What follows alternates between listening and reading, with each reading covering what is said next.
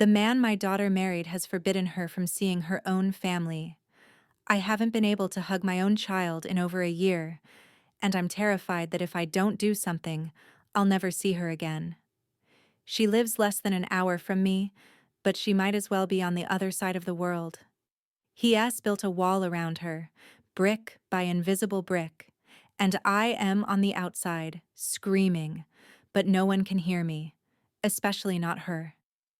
This isn't just a story about a bad marriage. It is a story about watching a person disappear. My person, my daughter. And I am completely, utterly helpless to stop it. I used to think the worst thing that could happen to your child was some kind of accident or an illness. I never, ever imagined the worst thing would be a person I welcomed into my house, who I shared meals with, who I trusted with the most precious thing in my world. I didn't see it happening, and now that I see it, I can unsee it. It's in every missed phone call, every canceled plan, every carefully worded text that I know she didn't write herself. My daughter is a prisoner in her own life, and the man holding the key is the man she promised to love and honor. How do you fight an enemy that your own child calls her husband? Before Mark, my daughter, Chloe, was a force of nature. She wasn't just alive, she was life. If you could have bottled up her laugh, it would have cured any sadness. It was this huge, uninhibited, throw your head back kind of laugh that just made everyone around her smile. You couldn't help it. And she was so fiercely independent. I remember when she was 16, she wanted this specific, expensive camera for her photography. She didn't just ask for it. She got a weekend job at the local diner, saved for 6 months, and bought it herself. The pride on her face when she walked out of that store, that was the look of someone who knew she could do anything she set her mind to. She was my best friend. I know that's a cliché for a mother to say, but it was just true. There was nothing we couldn't talk about. Boys, school, her dreams of traveling the world, taking pictures for some big magazine. When she went to college, she'd call me every single day, sometimes for just 5 minutes on her walk between classes, to tell me about a funny professor or a frustrating assignment. Our bond was just easy. She had this incredible group of friends, women she'd known since kindergarten, and they were this tight-knit circle of support and chaos and love. They were always over, raiding the fridge, their laughter echoing down the hall. The house felt so full then. Chloe was a planner. She had goals. She graduated with a graphic design degree and got a fantastic job at a small firm downtown. And she was good at it too. She had a real eye. She got her own apartment, a cute little one-bedroom with big windows that she filled with plants. She was so proud of that space. It was hers. She built that life for herself, piece by piece. She was confident not in an arrogant way, but in a quiet, solid way. She knew her worth. She knew what she wanted, and she was kind. Always the first to volunteer to help a friend move, the one who always remembered birthdays, the one who would really, truly listen. I remember one summer right before she met him. We took a trip, just us, to the coast. We spent a week walking on the beach, eating seafood and talking for hours. She told me her 5-year plan. She wanted to be a senior designer, maybe start her own freelance business. She wanted to save enough for a down payment on a small condo. She talked about finding a partner, someone who was her equal, someone who would support her ambitions, and she would support his. She said, "Mom, I want a partner to do life with, not someone to build my life for." I think about that sentence a lot now. A partner to do life with. It feels like a ghost. That girl, that vibrant, confident girl with a 5-year plan, I don't know where she went. He took her. But he didn't do it all at once, with a weapon or a visible threat. He did it slowly. He did it with compliments and promises. He did it with a smile. He dismantled her, piece by piece, until all that was left was this hollowed-out version of the daughter I knew, an echo in a house that is far too quiet. And before I even understood what was happening, she was already gone. They met through a friend of a friend. Chloe called me the night of their first date, just buzzing with excitement. I hadn't heard her sound like that before.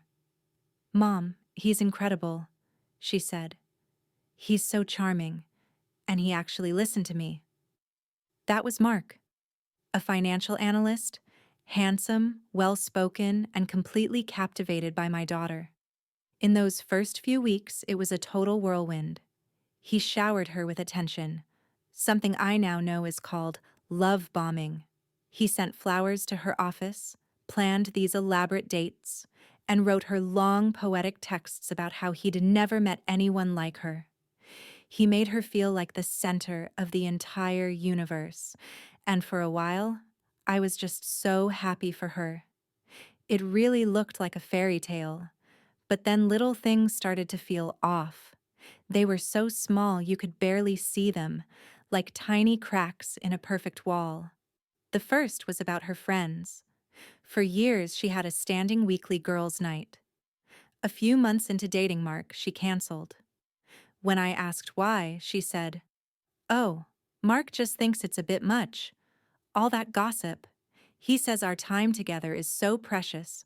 Why waste a night on that?" I remember feeling a little prickle of unease. Waste a night? With her best friends? But Chloe defended him so fast. "He's not telling me not to go, Mom. He just misses me. It's sweet." So I let it go. I didn't want to be that mother, the one who couldn't accept her daughter's new boyfriend.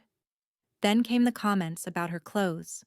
Chloe always had a great sense of style, a little bohemian, a little edgy.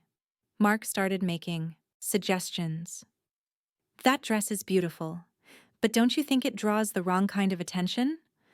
Or, "You have such classic beauty, you don't need to try so hard with all those trendy things." He started buying her clothes, always more conservative and muted than her own style. She wore them to make him happy. When I'd mention that a dress wasn't very her, she'd just say, "I'm maturing my style. Mark has such good taste." Then came the money. Mark was successful and very generous. He insisted on paying for everything, every dinner, every trip. On the surface, it just looked like he was taking care of her. But it was more than that. He'd say things like, "Don't worry about your half of the rent this month. I've got it." It sounds kind, but it was the start of creating dependency. A few times, Chloe mentioned wanting to buy something, a new lens for her camera, or a weekend trip with her friends, and he'd say, "Are you sure you need that? Let's save that money for our future." Suddenly, her money wasn't just hers anymore. It was theirs. But he was the one in charge of it. Financial control is a classic, insidious tactic. It starts with what looks like generosity. I tried to bring it up once, gently. We were having a rare lunch, just the two of us. I said, "Honey, I just want to make sure you're keeping your own financial independence. It's so important." The wall she put up was immediate and cold. "Mom, Mark takes care of me. He's better with money. Why are you trying to cause a problem? You just don't like him." I was stunned. She had never, ever spoken to me like that. It felt like I wasn't talking to Chloe, but to an extension of Mark. He had already started isolating her, not just from her friends, but from her own good judgment. The biggest red flag, looking back, was his jealousy. But he disguised it as passion. If she didn't answer a text right away, he'd send a dozen more, worried sick that something had happened. If she mentioned a male colleague, he'd ask 100 questions. Who was he? What did he want? Was he flirting? He'd say, "I just love you so much. The thought of losing you makes me crazy." Chloe saw it as proof of how much he loved her. I saw it as a desperate need for control. He wasn't protecting her. He was monitoring her. It wasn't about love. It was about ownership. Has anyone else seen this? Where the red flags are disguised as green ones? Where possessiveness is called passion and control is called care? It is so confusing. You start to question yourself. You think, am I just being paranoid? Am I old-fashioned? You make excuses for him because your daughter is, and you want so badly to believe in her happiness. But that's how they get in. The poison is dripped in so slowly, you don't realize you're sick until you can no longer move. The engagement was fast, less than a year after they met. It was this grand public proposal. He rented out a rooftop restaurant with violins and a massive diamond ring. All our family and her friends were there. Looking back, I see it was a performance, and he was the star. Our presence was part of his strategy, him showing everyone, she's mine, you're all witnesses. At the time, I cried what I thought were tears of joy. Now, I think I was mourning. I just didn't know it yet. The first major sign that something was deeply wrong came during the wedding planning.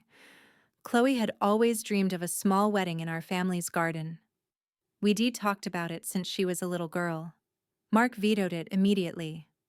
It's not secure enough, he said, and it's not grand enough for you. You deserve the best. He pushed for a huge, lavish wedding at an opulent hotel, with a guest list packed with his business contacts. Every decision, from the flowers to the food, became a fight. And Chloe, my once so decisive daughter, just gave in. It's just easier this way, Mom, she'd say, her voice exhausted. It makes him happy. After they were married, the control went from a slow creep to a full-on sprint. First, he convinced her to move. He got a promotion in a city about an hour away, just far enough to make daily visits impossible, and casual drop-ins a thing of the past. He sold it as a wonderful, fresh start for them. But it wasn't a fresh start. It was a strategic retreat, pulling her deeper into his fortress, away from her entire support system.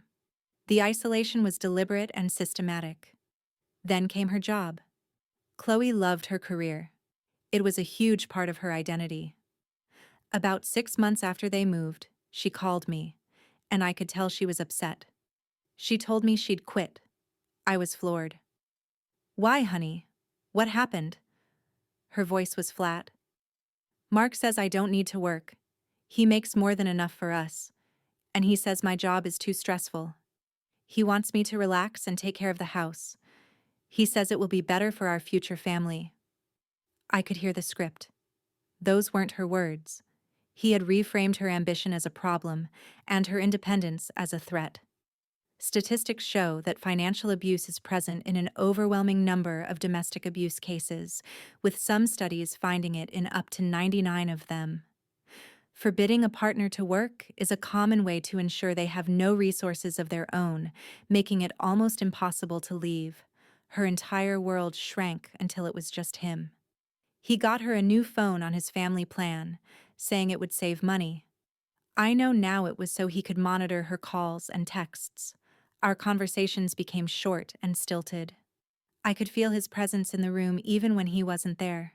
If I asked a question that was too real, like, "Are you happy?" there would be a long pause, then a bright, artificial response. "Of course, Mom. I have a perfect life." I learned much later that there is a name for what he was doing.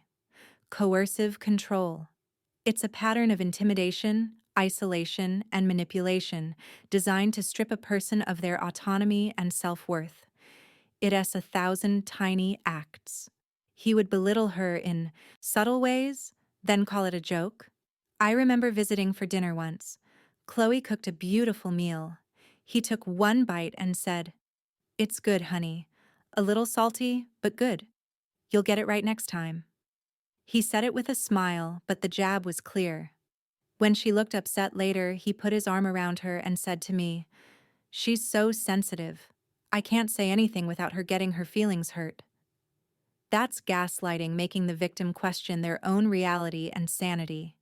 He was making her believe she was the problem. Too sensitive, too emotional, too irrational. Over time, this constant erosion of self-worth is devastating. You start to believe that you can't do anything right, and that you need this person to guide you because you can't trust yourself anymore. He severed every tie she had to her old life, one by one.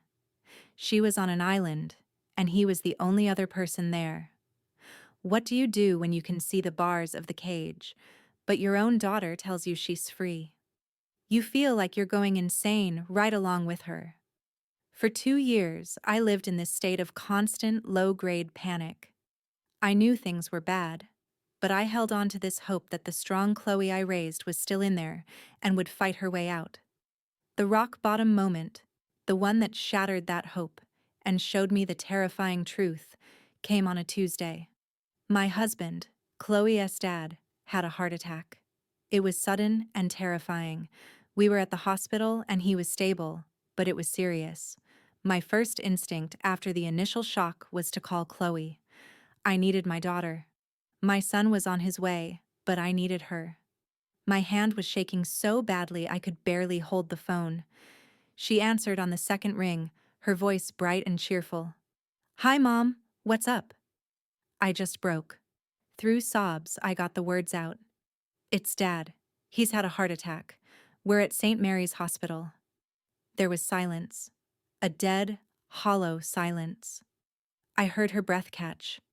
Then I heard a man's voice in the background, Mark's voice low and angry. I couldn't make out the words, but the tone was sharp, commanding. When Chloe came back on the line, her voice was completely different. Robotic. "Oh, Mom, that's terrible. I'm so sorry." "Chloe, you need to come," I pleaded. "Please, he's asking for you." Another pause.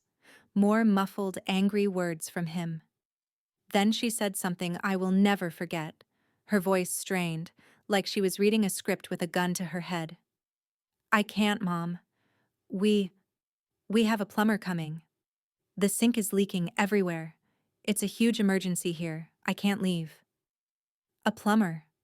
My husband, her father, was lying in a hospital bed, hooked up to machines, and she couldn't come because of a plumber. "A plumber?" I whispered. "Chloe, what are you talking about? This is your father." "I know, but Mark says it's an emergency. The water could ruin the new floors. I really can't. I'll try to call later." And before I could say anything else, she hung up. I stood in that stark white ICU hallway with the phone still at my ear, and a coldness spread through me that had nothing to do with the air conditioning. It was the cold of absolute terror. It wasn't that she didn't want to come, it was that she couldn't. He wouldn't let her. He had such total control that he could deny her the right to be with her dying father and make her deliver the most insulting, absurd lie as a reason. In that moment, I saw it all with horrifying clarity. This wasn't a bad marriage. This was a hostage situation. My daughter was his captive. The psychological damage from this kind of abuse is invisible, but it's just as real and devastating as physical violence.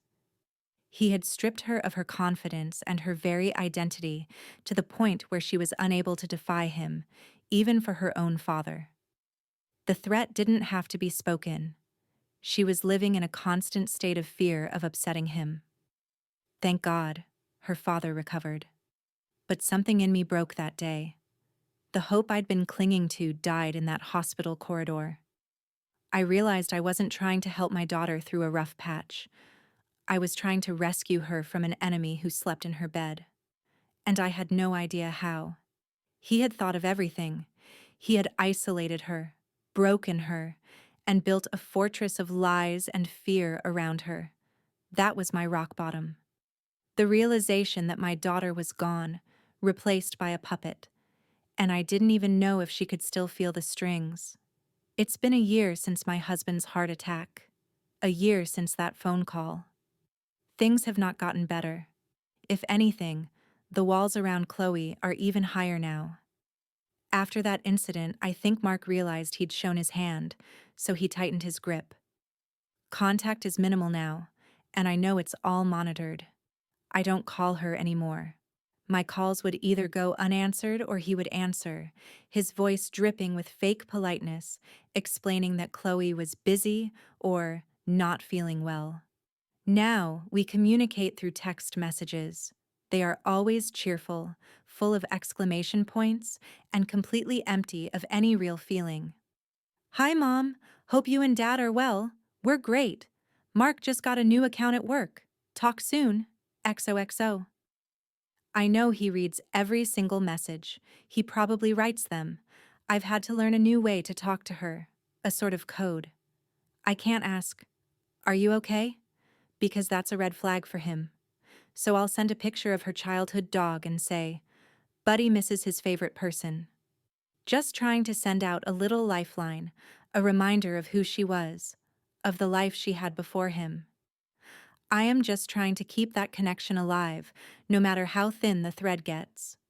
Experts say you have to counteract the isolation, to stay in touch even when the abuser makes it almost impossible. It's one of the only things you can do. The grief is overwhelming. I'm grieving for a daughter who is still alive. I see pictures of her on his social media. He posts them all the time, showing off his perfect wife and perfect life. She's smiling in every picture, but her eyes, they're empty. The light is gone. She looks like a beautiful, hollow doll. It's a performance to project the image of happiness that he's manufactured. I've read so much about this. I've learned that victims of coercive control often suffer from severe anxiety, depression, and PTSD. They lose their sense of power and feel completely trapped, and I've had to accept the hardest truth. I can't rescue her. It's not my choice to make. You have to respect her autonomy, even when it's killing you inside. Trying to force her to leave would only push her further into his control and prove his story that her family is the enemy. So I wait, and I worry. I worry about her mental and physical health.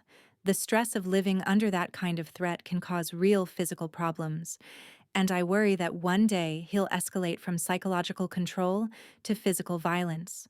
It's a terrifying possibility. I've had to find my own support. I talked to a therapist, which has been a lifesaver, helping me deal with the guilt, the anger, and the powerlessness. The guilt is the worst. What did I miss? Why didn't I see it? Could I have stopped it? Those are the questions that haunt me in the middle of the night. What would you do?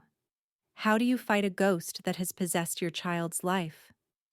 You can't have someone arrested for suggesting what his wife should wear or for convincing her to quit her job. Individually, the behaviors are subtle, but together, they form a prison. It's a perfect crime. All I can do is be a safe place for her to land, to make sure she knows there's somewhere to go, with no judgment and no, "I told you so's," if and when she's ever ready. I have to play the long game. My story is just one story. But I know I'm not alone. This is happening in houses on quiet streets in every town. It's a silent epidemic. If any of this sounds familiar, if you've seen this happen to someone you love, or if, and I say this with all the love in my heart, if you are living this yourself, please share your experience in the comments. You don't have to use your real name. Just being heard can be a powerful first step. Isolation is the abuser's weapon. Let's use community as our shield. Let's show each other we aren't alone in this. Sometimes, just knowing that is the first crack of light in a very dark room. If you or someone you know needs help, please reach out to a local domestic violence resource. They have people who understand and can help. You are not alone. My hope is different now. I don't hope for a big, dramatic rescue anymore. I hope for a text message, a real one. I hope for a phone call where I can hear her real voice, just for a minute. I hope that the seeds of strength and independence I tried to plant in her as a girl are still in there, just dormant, waiting for a little bit of rain. This has taught me that you can't save your children from everything. You can't protect them from heartbreak. And You can't protect them from the choices they make. All you can do is love them. Unconditionally. Relentlessly. Chloe, if you ever see this, if somehow these words get through the wall he built, please know this. I love you. Your dad loves you. Your brother loves you. Nothing you have ever done or said could change that. We are here. The door is always, always open. There is no shame, no blame, only love. We're waiting for you. And we will never, ever give up.